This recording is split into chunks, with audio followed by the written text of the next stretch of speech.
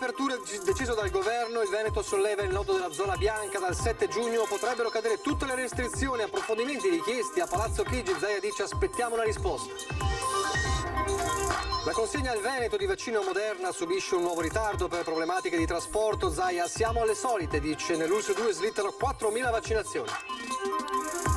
Sabato prossimo i Vax Point di Resi X e Godica di Sant'Urbano chiusi al mattino per il passaggio della Carovana Rosa. I centri riapriranno dalle 15 in poi. L'ULSS 2 invierà le disdette per chi si era prenotato la mattina.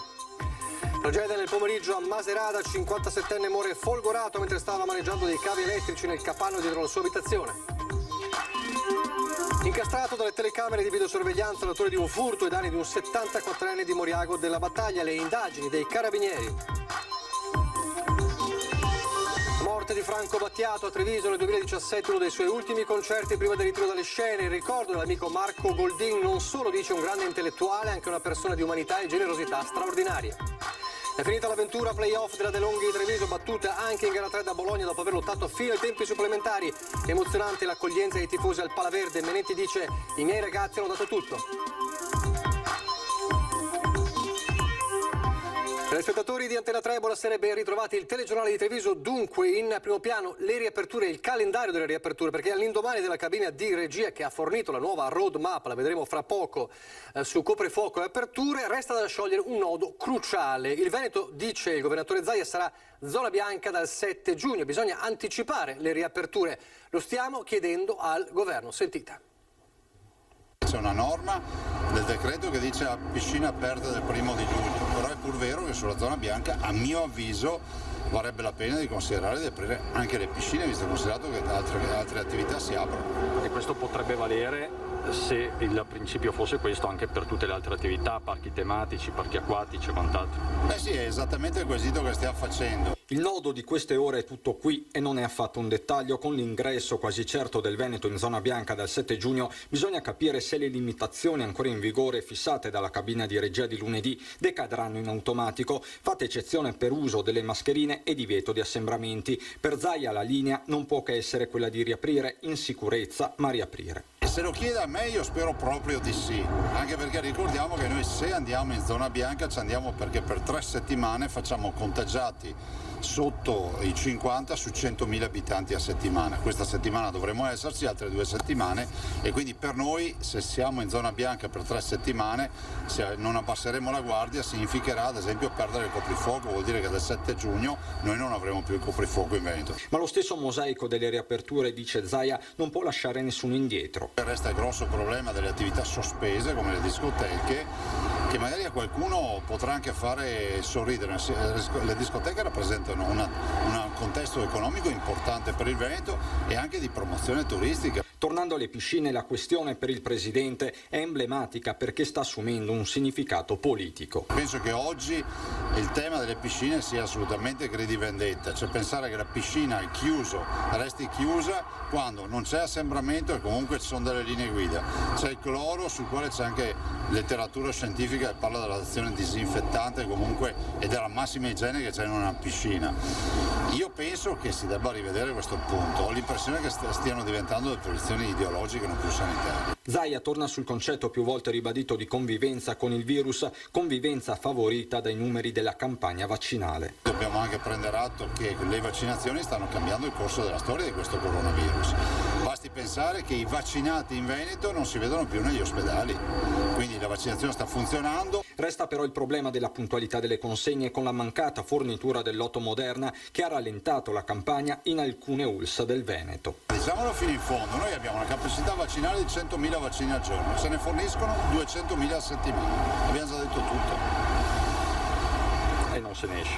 No, non se ne esce anche perché noi abbiamo una macchina da guerra, abbiamo 1.300 persone che vaccinano e approfitto per ringraziarli tutti. La macchina da guerra c'è in Veneto, ci mancano le munizioni che sono i vaccini.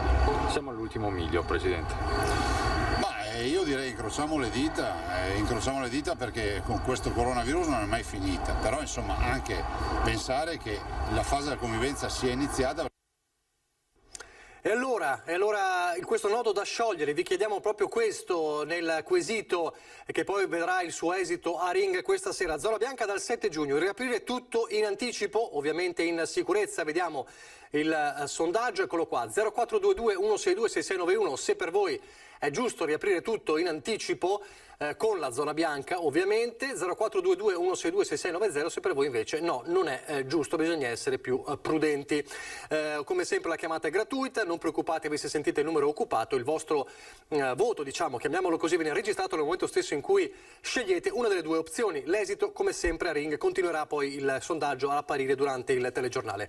Dunque, mentre resta da capire, da sciogliere questo importantissimo nodo della zona bianca, vediamo qual è la roadmap decisa dal governo, sempre che poi non cambia poi nelle prossime ore, nei prossimi giorni. Questa è la roadmap. Avverranno in progressione le riaperture decise dal Consiglio dei Ministri dopo la cabina di regia. Che si procedesse per gradi, il presidente Mario Draghi lo aveva prospettato, ma non si è esagerato con le cautele e questo costituirà per le attività produttive una boccata d'ossigeno e per i cittadini un'iniezione di fiducia. Già da questa sera il coprifuoco sarà posticipato dalle 22 alle 23, mentre da sabato riapriranno nei fine settimana i centri commerciali. Saranno riattivati nel weekend anche gli impianti di risalita nelle località di montagna chiusi dall'estate scorsa. Anticipata al 24 maggio la data per la sospirata riapertura delle palestre, uno degli ambiti maggiormente penalizzati e che ha più protestato finora. Il 1 giugno ad accogliere nuovamente all'interno i clienti saranno bar e ristoranti che fino a quel giorno potranno continuare a servire solo all'aperto e rigorosamente seduti. Tornerà il caffè al banco e si potrà pranzare e cenare al chiuso. Sempre dal 1 giugno si potrà tornare sugli spalti degli impianti sportivi all'aperto, con una capienza non superiore al 25% del consentito e comunque non oltre le 1000 persone. Un altro importante step sarà quello del 7 giugno, quando il coprifuoco slitterà a mezzanotte. Per il Veneto, una delle regioni che dovrebbe passare in zona bianca, dovrebbe venir cancellato del tutto. Un altro mese dovrà aspettare il comparto wedding. Dal 15 giugno via libera alle feste di matrimonio, ma solo se vaccinati, guariti o in possesso di esito negativo del tampone eseguito entro le 48 ore precedenti. Da quella data ritorno del pubblico nelle fiere, nei parchi tematici e sblocco della congressistica. Il coprifuoco sparirà definitivamente in tutta Italia a partire dal 21 giugno. Infine dal 1 luglio saranno le piscine al chiuso a poter finalmente riaprire insieme a centri termali, sale giochi, bingo e casinò, centri ricreativi e sociali, corsi di formazione pubblici e privati. E si potrà assistere nuovamente anche a una competizione sportiva al chiuso, sempre con una capienza non superiore al 25% di quella già prevista e per non più di 500 spettatori per volta. Torneremo a parlare delle riaperture più tardi. Un altro tema affrontato da Zai è quello del ritardo del lotto di Moderna. Quali sono gli effetti nella Marca trevigiana? Guardate.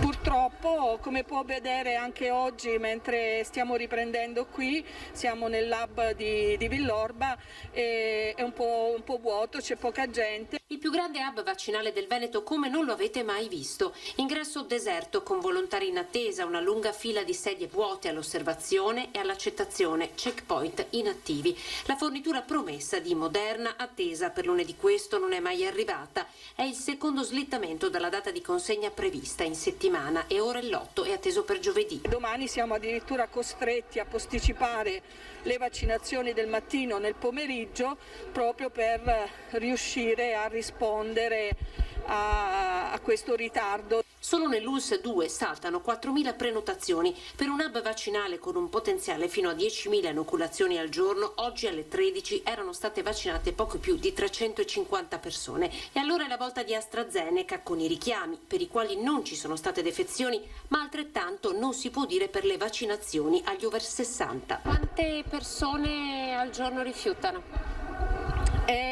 Almeno un 20-30% dell'offerta vaccinale. Poi riusciamo anche a convincerli con un buon counseling e quindi magari i rifiuti veri e propri sono meno. Scelte che gli stessi sanitari fanno ancora fatica a capire. Gli studi sul suo utilizzo stanno dimostrando sempre di più che è altamente efficace ed è sicuro alla stessa stregua degli altri più gettonati. Intanto anche l'ULSS 2 ha recepito la circolare del Dipartimento di Prevenzione del Veneto che fissa a 35 i giorni di intervallo tra prima e seconda dose dei vaccini a mRNA, Moderna e Pfizer. Tra i 21 indicati dai produttori e i 42 dal CTS si è scelta la via mediana. Per i trapiantati o affetti da patologia oncologica gli intervalli restano di 12 giorni per Pfizer, 28 per Moderna. Intanto i Vax Point di Resi e X Godica di Sant'Urbano saranno chiusi per il passaggio della carovana rosa del Giro d'Italia. Accadrà sabato 22 maggio. L'ULSS fa sapere che i centri vaccinali apriranno solo dalle 15 in poi per il passaggio della 14ª tappa del Giro d'Italia a Cittadella Monte Zoncolane, quindi la chiusura delle strade. Domani l'azienda sanitaria invierà le disdette per coloro che si erano prenotati nella mattinata. La decisione è recente, fa sapere il direttore Francesco Benazzi. Verranno mandate al più presto le nuove prenotazioni. Il passaggio della carovana rosa avrebbe portato grandi disagi agli utenti diretti agli hub a livello stradale. Da qui la decisione di chiudere al mattino. Quindi nelle prossime ore, domani, arriveranno per chi aveva la prenotazione sabato mattina a Godega Riese le disdette e le nuove prenotazioni. Questo è molto importante. Lasciamo per un attimo il Covid, la cronaca, una tragedia avvenuta nel primo pomeriggio a Macerata. Stava armeggiando una piccola fresa e forse a causa di un cavo malfunzionante è stato colpito da una scarica violentissima che gli ha causato un infarto. Non c'è stato scampo per Valeriano Fregonese, pensionato di 58 anni, ex autista, morto nel capanno degli attrezzi sul retro di questa abitazione in via 4 novembre a Macerata sul Piave nel primo pomeriggio. A lanciare l'allarme è stato il vicino di casa, allertato a sua volta dalla moglie di Fregonese, preoccupata perché non riusciva a mettersi in contatto con il marito. Inutili tentativi di rianimarlo da parte del personale del SUEM 118 intervenuto sul posto insieme a carabinieri e vigili del fuoco. Il corpo è stato messo ora a disposizione della Procura della Repubblica di Treviso e già nelle prossime ore sarà sottoposto a esame autoptico per chiarire le esatte cause del decesso. L'uomo soffriva già da tempo di problemi cardiaci. Torniamo agli effetti della roadmap del governo. Ricordiamo che c'è sempre però il nodo della zona bianca dal 7 giugno ed è anche il tema del sondaggio. Stante la roadmap, la reazione è la reazione rabbiosa delle piscine. Ieri sera per noi è stato proprio un grosso colpo da digerire. Ecco, speravamo veramente di avere la notizia che il 1° giugno, come le palestre, potessero aprire le piscine, veramente. Cioè è stato veramente, non avevamo parole, allibiti. Confidavano in una risposta diversa da parte della cabina di regia alle piscine del Veneto e invece l'apertura slittata il 1° luglio degli impianti al chiuso allunga una crisi che sembra non finire mai, evidenziando limiti e paradossi. Aprono i centri commerciali, con tutto rispetto, per carità, però non li vediamo così controllati come i nostri centri sportivi, insomma. Non riusciamo a capire il perché di questa decisione, con tutti gli appelli che sono stati fatti. L'ultimo proprio in queste ore con la Federazione Italiana Nuoto e Assonuoto, che hanno scritto al presidente del Veneto Zaia e al presidente ANCI Mario Conte perché almeno arrivi una risposta chiara dai vertici locali, visto che il governo centrale sembra distante anni luce. In previsione dell'inserimento della regione in fascia bianca dal 7 giugno si chiede infatti se sarà possibile, al di là di ogni dubbio, aprire gli impianti anche per organizzare i centri estivi. Per il resto, guardando a Roma i toni sono aspri, si parla di ennesima beffa e di ristori elemosina. Qui soltanto a Montebelluna ci sono 15 dipendenti e un centinaio di collaboratori, la maggior parte ferma. Le vasche vuote parlano da sole. Sentire questo freddo, questo vuoto, ma anche l'ingresso proprio che è sempre pieno di voci di bambini, di allegria, una tristezza. Questo è il 7° mese, dal 26 di ottobre, il 7° mese di chiusura proprio. A nuotare restano atleti tesserati e professionisti, tra questi Francesco Pellizzari e Matteo Rudelli, che guardano soprattutto all'attività sportiva dei più giovani. Che tutti possono venire in piscina e anche per tutti i ragazzini e bambini che non hanno ancora l'opportunità di nuotare, sarebbe una grandissima cosa. A noi serve lavorare, aprire e ricominciare, perché la gente non aspetta altro. Altro settore arrabbiato, quello dei wedding planner. In crociera sì con tampone, al ristorante sì all'aperto con tavoli distanziati. Il mondo del wedding non ci sta ad essere annoverato tra le possibili fonti di contagio e si dice pronto a livello nazionale a promuovere una class action contro il governo. Ancora una volta non si capisce perché questa categoria debba essere lasciata indietro e peraltro senza essere stata aiutata equiparatamente rispetto ad altre categorie che hanno, altre categorie di imprenditori imprenditori che invece, se non altro, per quanto miseri i ristori, sono state ristorate. L'anno scorso noi abbiamo fatto 34 matrimoni, più di 3.000 persone, alla fine contagi zero. O siamo stati tutti bravi o siamo stati fortunati, ma io dico bravi, quindi lasciateci lavorare con giuste logiche. Quindi il tavolo che sia distanziato, servizio solo finger food. Fioristi, ristoratori, wedding planner, titolari di negozi di abbigliamento. La volontà di battersi c'è, ma la stanchezza è tanta. Chi lavora nel settore si sta concentrando sulla ripartenza e lo slittamento al 15 giugno del via libera alle cerimonie è vissuto come l'ennesima doccia fredda. Già sentirsi dire Green Pass e Covid Manager, queste cose qua, comincia a essere una cosa un po' difficile da attuare. Bisogna capire anche, mettersi nell'ordine di idee che questi sposi hanno anche dei costi da affrontare. Abbiamo bisogno di lavorare e abbiamo bisogno di avere meno problemi possibili. Purtroppo spesso e volentieri chi fa le norme, lo abbiamo visto con le linee guida lo scorso anno, le linee guida, purtroppo chi fa le norme non è abituato al lavoro sul campo di battaglia. Poi c'è il problema degli spazi. Alcune coppie sono al terzo rinvio. A settembre, ci raccontano gli esperti del settore, non ci sarà posto per tutti. Altro settore, ristoratori e baristi, lo vediamo fra pochissimo. Prima una notizia importante che è stata diffusa dal sindaco Mario Conte. Notizia di oggi dice che nella terapia intensiva dell'ospedale Cafoncello non ci sono più pazienti ricoverati appunto Covid. È una bella notizia, dice un motivo di sollievo. Tutti noi conosciamo la sofferenza di chi ha dovuto trascorrere periodi più o meno prolungati in rianimazione, l'apprensione e il dolore. Permettetemi, dice Conte, di augurare pronta guarigione alle 11 persone che si trovano attualmente in area non critica. Forza, dice Conte, ma ecco, la notizia è dell'assenza di pazienti Covid in terapia intensiva all'ospedale Cafoncello. Dicevamo, ristoratori e baristi qualcosa hanno ottenuto, ma la strada è in salita.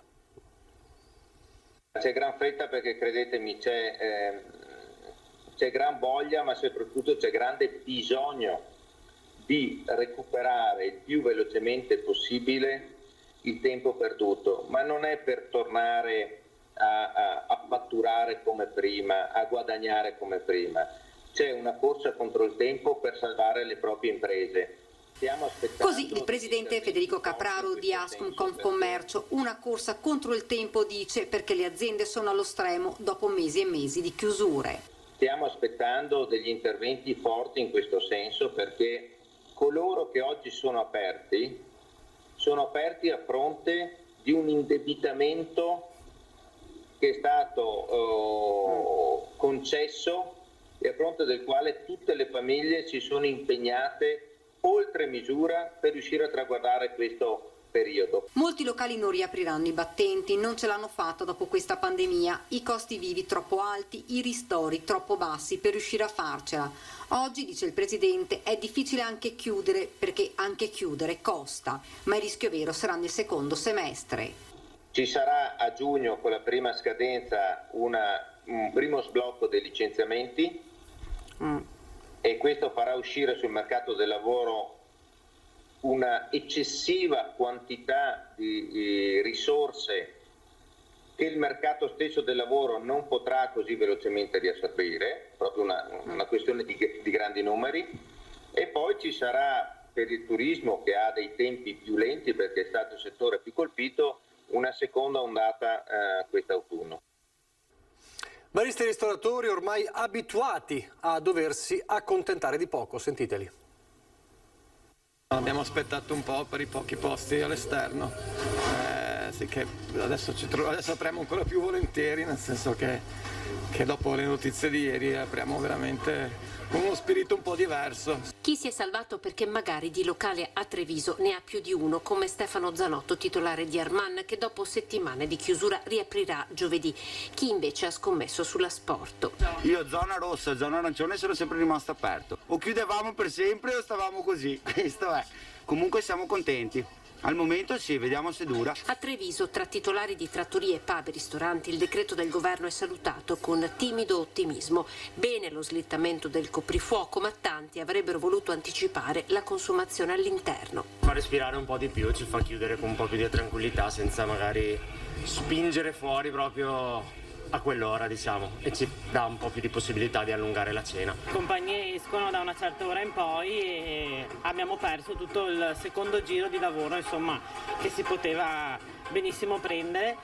Speriamo nel tempo, è l'unica cosa che ci auguriamo, che il tempo tenga almeno fino al 1° giugno per poter un po', insomma, cercare di lavorare. Ci hanno tirato per il collo tutto questo tempo, fortunatamente si ritorna in una situazione normale, speriamo che i clienti riprendano fiducia, perché il vero problema è che la gente è abituata a stare a casa. È ovvio che si preferirebbe che si aprisse tutto contemporaneamente, eccetera, però così scaglionato, con giudizio, va bene. Dall'altro lato i clienti, favorevoli molti ma non tutti, approfitteranno di questo allentamento delle misure. A cena in un locale all'interno lei andrà? No, per ora no. Non si fida? No. Va bene così, soprattutto per incentivare il turismo, ma comunque con attenzione. Pochi istanti di pubblicità e di nuovo la cronaca.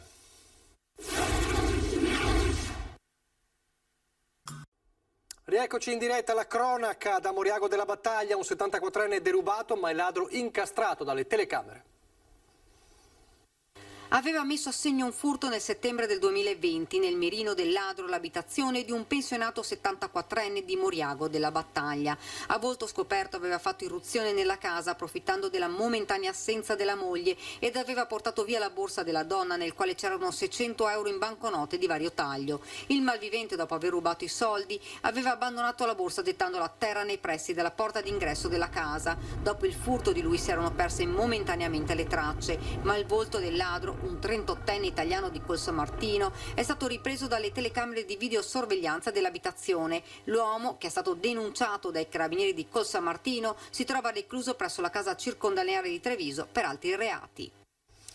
Ed è il lutto per la morte di Franco Battiato, un rapporto speciale con la Marca trevigiana. Che siamo esseri immortali, caduti nelle tenebre. Era il luglio del 2017 quando Franco Battiato, in una delle sue ultime esibizioni, emozionò il pubblico di Suoni di Marca sulle mura con la sua voce, il suo sguardo, la sua poesia.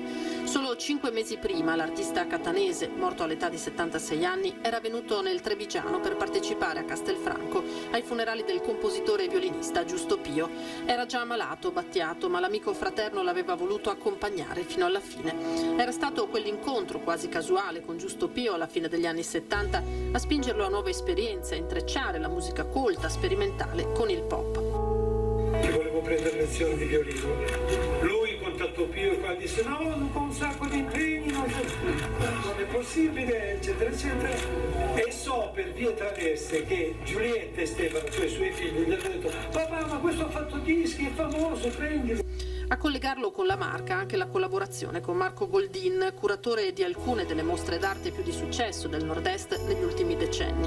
Nel 2014, in occasione della mostra a Bologna, in cui Linea d'Ombra aveva portato La ragazza con l'orecchino di perla, Goldin era volato a Milo, a casa del cantante ed autore, per chiedergli di musicare uno spettacolo teatrale collegato a quell'evento e lo aveva voluto a Santa Caterina, a Treviso, al concerto inaugurale della mostra sulla storia dell'impressionismo. Ricordi veramente molto belli e poi ci siamo rivisti ancora, anche così nei momenti in cui lui stava già male, ancora nella sua casa lì a Milo in Sicilia. Insomma, un bel rapporto durato 10 anni. L'artista è poi l'uomo dalle 1000 sfaccettature. Faceva un sacco di imitazioni, veramente ti scompisciavi del ridere stando con lui, era una persona di una piacevolezza incredibile. E sono quelle persone che sono ovviamente rarissime dato il livello della sua intelligenza, ma sono quelle persone che tu credo sogni di incontrare per tutta la vita. E guarirai da tutte le malattie, perché sei un essere speciale ed io avrò cura di te. Lo sport e il basket è finita l'avventura play-off della De Longhe Treviso, ma questo non cancella una stagione straordinaria.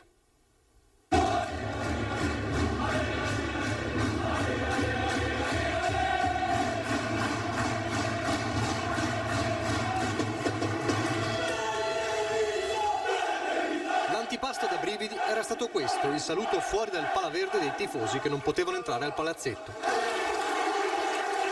L'epilogo è stato un applauso in campo per la squadra, arrivata fin dove poteva, è uscita a testa alta contro un'avversaria che punta allo scudetto.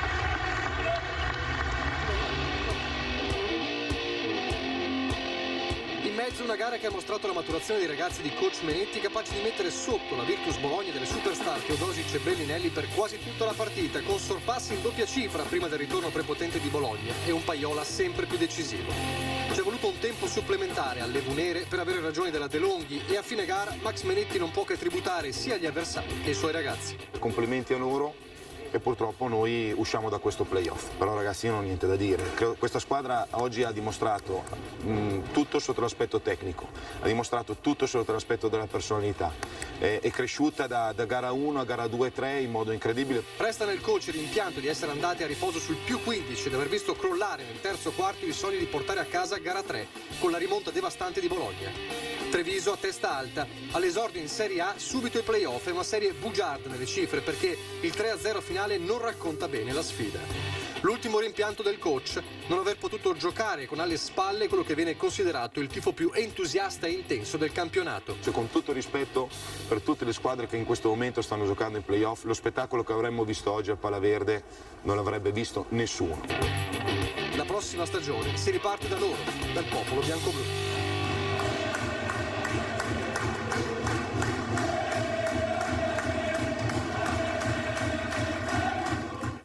Le notizie dal Bellunese ora.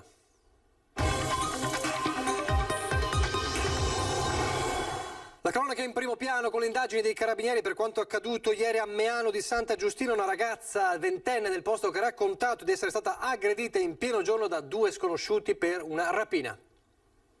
Aggredita in pieno giorno da 2 sconosciuti a scopo di rapina, è accaduto ieri attorno alle 13:30 nella zona di Meano di Santa Giustina. La vittima è una ventenne del posto che, secondo quanto si è appreso, mentre passeggiava lungo la strada sarebbe stata fermata da 2 individui presumibilmente stranieri che le avrebbero chiesto denaro. La risposta negativa della giovane, i malviventi l'avrebbero aggredita minacciandola con un taglierino che durante la colluttazione avrebbe lacerato la maglietta indossata dalla ragazza. Ad allertare i carabinieri poco dopo l'accaduto è stato il papà della giovane. 6 pattuglie dell'Arma di Santa Giustina e Feltre sono arrivate immediatamente nella zona che è stata circondata dei 2 presunti aggressori che indossavano la mascherina e che la ragazza ha riferito di età compresa fra i 25 e i 28 anni. Al momento non c'è traccia. All'episodio non avrebbero assistito testimoni, salvo 2 agricoltori intenti a lavorare nei campi che ai militari hanno riferito di aver notato passeggiare la giovane, ma null'altro di più. La ragazza, sotto shock e con graffi all'addome e al volto, è ricoverata al Santa Maria del Prato di Feltre con una prognosi di 10 giorni.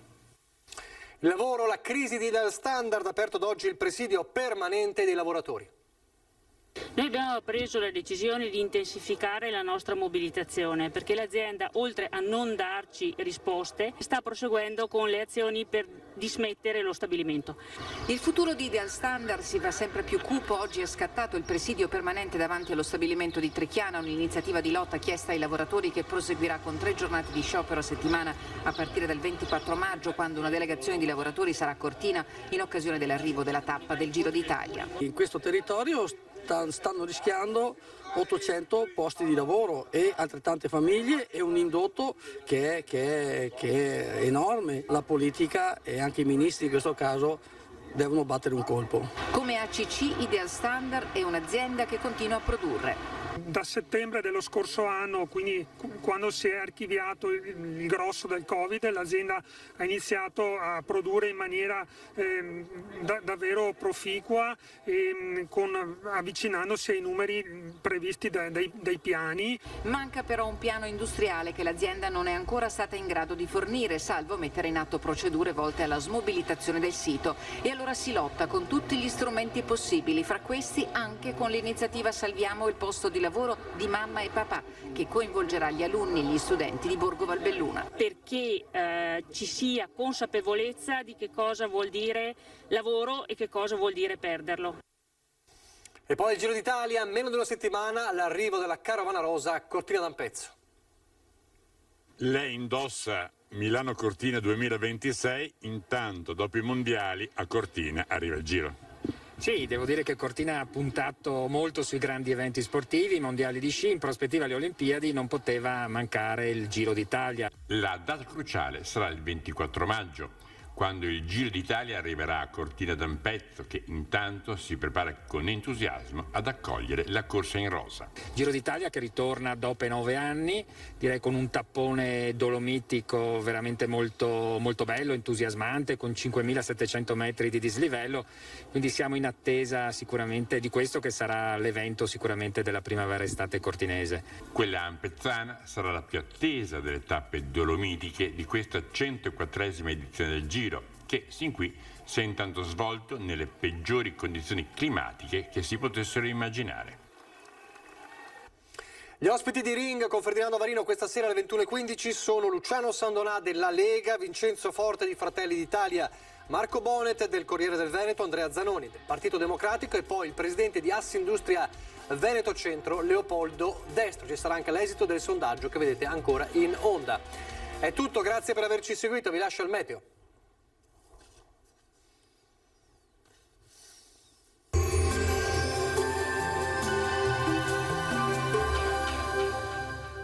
Il piccolo scavo è specializzato nella realizzazione di impianti fognari, sottoservizi per utenze e adeguamento fognario alla rete consortile. Bentrovati al meteo. Correnti occidentali continuano ad attraversare le Alpi e a sconfinare un po' su tutto il nostro territorio, causando qualche disturbo. Vediamo allora la situazione nel dettaglio. Sul Veneto la grafica di mercoledì 19 maggio evidenzia una diffusa instabilità. Al mattino infatti il cielo risulterà in prevalenza sereno o poco nuvoloso, dal pomeriggio a tratti parzialmente nuvoloso e non si escludono anche dei locali e brevi piovaschi un po' su tutta la nostra regione. Temperature stazionarie minime tra 6 e 12 gradi, valori massimi compresi invece tra i 17 e i 22 gradi all'incirca. Ci spostiamo ora sul Friuli Venezia Giulia, dove avremo poche novità, anche qui alternanza di momenti soleggiati con altri decisamente più perturbati. Temperature minime tra 6 e 10 gradi, valori massimi invece sui 16-19 gradi. Infine ci spostiamo sul Trentino Alto Adige, dove la situazione, vedete, sarà la stessa, tanto sole ovunque, anche se al pomeriggio saranno possibili degli acquazzoni a carattere sparso. Temperature minime intorno ai 5-7 gradi, massime sui 19-20 gradi. Dal meteo per ora è tutto, vi auguro come sempre un buon proseguimento in compagnia di Antenna 3.